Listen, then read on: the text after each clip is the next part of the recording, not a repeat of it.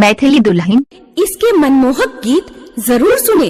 यदि अच्छा लगा तो चैनल सब्सक्राइब जरूर करें।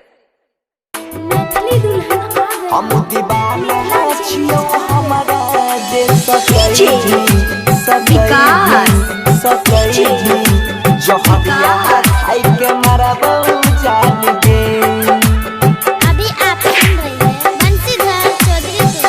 कायल होता शादी हमरा छोड़ के चल जाई भी दोसरा नाम के मेहंदी अपना हाथ में लगाई भी।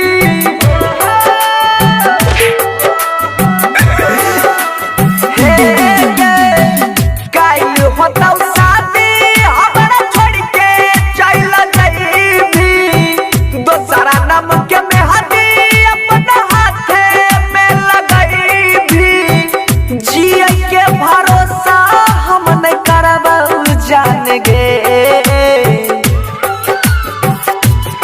हम दीवाना छियो गे। हम दीवाना छियो हमारा जे सतई भी जहरिया खाई के मरबो जान गे। हम दीवाना छियो हमारा जे सतई भी जहर खाई के मरबो जान गे। विकास मटियार कला सीतामढ़ी। मटियार कला सीतामढ़ी। ए DJ Satyam I love you. हाँ किस्मत में हमारा लिखल रही न जान गे। झूठे हमर सपना झूठे सजल यार मान गे। हाँ किस्मत में हमारा लिखल और रही न जान गे। झूठे हमर सपना झूठे सजल यार मान गे। बड़ी के गजदारी बन गेले मान गे। कहरी हो जान मानरी हो भगवान गे। खून के आंसू आँखी में रगड़बहु जान गे।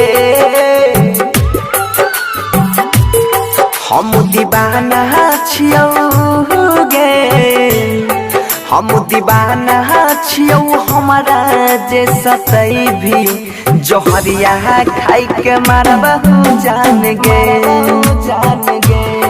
हम दीवाना छियो हमारा जे सतई भी जहर खाई के मरबहु जान गे। विकास मटियार कला सीतामढ़ी। मटियार कला डीजे सत्यम दिल की धड़कन। हाँ हाँ हम नहीं जाना लिया हुए तना बन भी कठोर गे। हमारा छोड़ के दोसरा संग में बसाइले भी घोर गे। हाँ हम नहीं जाना लिया हुए तना बन भी कठोर गे। हमारा छोड़ के दोसरा संग में बसाइले भी घोर गे। खोइने रही क्रिया के माथा पर हाथ गे। जन्म जन्म रहबै मनसी के साथ गे।